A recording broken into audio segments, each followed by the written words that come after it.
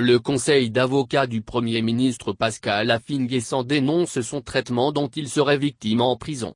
Selon ces derniers, le député de Bangouanou serait mis dans une cellule d'isolement où il est impossible de le voir.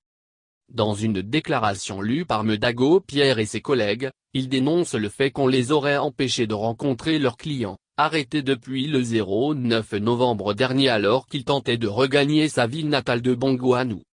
À travers cette déclaration, le conseil d'avocats du président du FPI tient à alerter l'opinion nationale et internationale de l'incapacité dans laquelle ces avocats se trouvent d'avoir le moindre contact avec leurs clients, ni même connaissance du lieu dans lequel celui-ci est incarcéré depuis le 9 novembre 2020, date de sa présentation devant le juge d'instruction du 9e cabinet de la cellule spéciale du tribunal de première instance d'Abidjan qui l'a inculpé et mis sous mandat de dépôt le même jour. Après l'audience de première comparution précise le communiqué.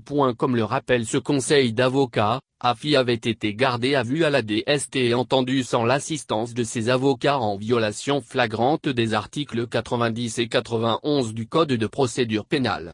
Le mandat de dépôt ne précisant pas le lieu de détention, les avocats de M. Pascal Affi-N'Guessan ont exigé que celui-ci soit clairement précisé, raconte-t-il.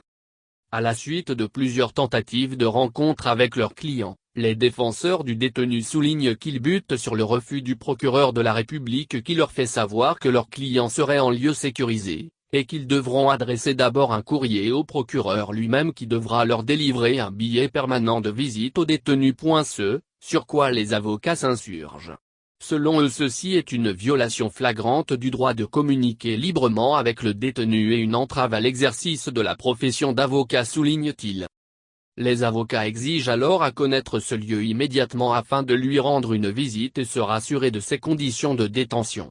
Car, selon eux, la procédure initiée à son endroit est complètement illégale, d'autant plus qu'il est un député de la nation en exercice et de ce seul fait il jouit d'une immunité parlementaire qui le dispense d'être présenté devant les juridictions de droit commun.